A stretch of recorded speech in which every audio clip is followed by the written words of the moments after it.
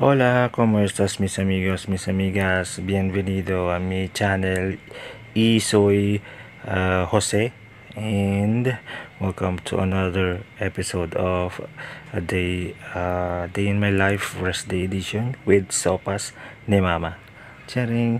Okay, so for today's activities, I'm planning to go to 7-Eleven para makapag-withdraw ng ayuda, and as you can see, since it's my third day of rest day, same suot pa rin at tamad na tamad akong lumabas and magkagalaw dahil sa weather.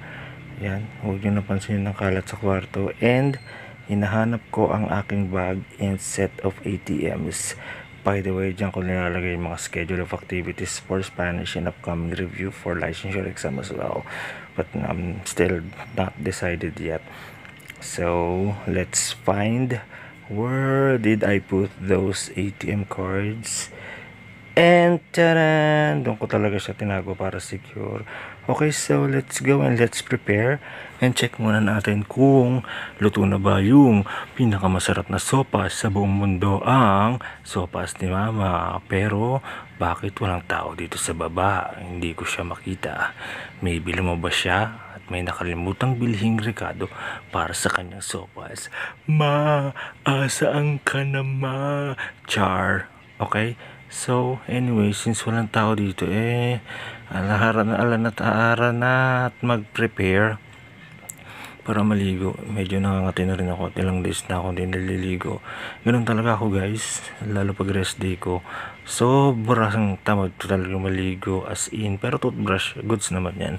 Ligo lang talaga. So normally talaga sinisipag ako maligo niyan pagpapasok na. Imagine mo, 11 hours 4 days, tapos naglalakad pa ako from Ayala to office now 30 to 45 minutes, which is talaga nakakapagod. So pag darating ako from office to house, halos wala na rin ako magawa.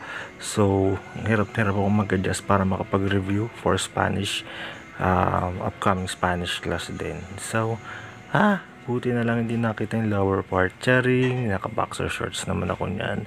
Anyway, hindi pa rin ako sure kung lalabas ako dahil sa panahon, medyo nag-uulan na nga ngayon. Pero susubukan ko sipagin sa ngalan ng ayuda. Hehehehe.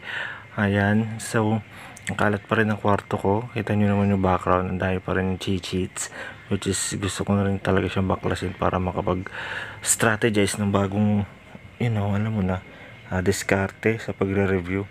And by the way, hindi ako paid advertiser nito, nababanguhan ako sa kanya. Binili ko siya sa Lawson, malapit sa office. And ayun na, guys, luto na yung sopas ni Mama. And ayun na nga, tinamad akong umalis. Mamayang hapon na lang ako kukuha dahil lalasapin ko muna ang masarap na sopas na to. Talagang nangangatog na rin ako sa gutom. Yun pala, naalala ko, kapilang pala yung breakfast ko kaninang umaga. Kasi naalangan akong nagising 3 AM, nagkanin, and the rest, yun na. So, yun lang, dito na muna, bye.